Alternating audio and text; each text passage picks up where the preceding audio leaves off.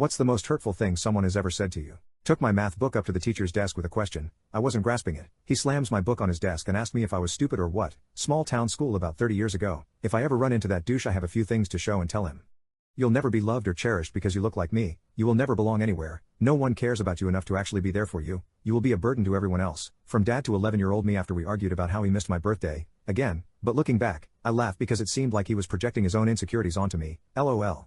I have a daughter with an extremely complicated illness. Almost lost her to it twice when she was almost 3 and again 6 months later. In between, this was 15 years ago, I broke down and wept, being so worried about her and also how distant my wife had become from me as well. After I settled down, my wife told me that me crying like that had made me less attractive. My daughter is very stable now and I've been divorced for several years. People like you are a statistic. Once you fail once, you'll keep on failing. Head of school when I had to repeat a year in undergrad. Consequence of being naive and finding myself in a crappy abusive relationship. I refused to shake hands with him after my final performance and told him that no, I wouldn't go to graduation because I'd have to shake his hand. When he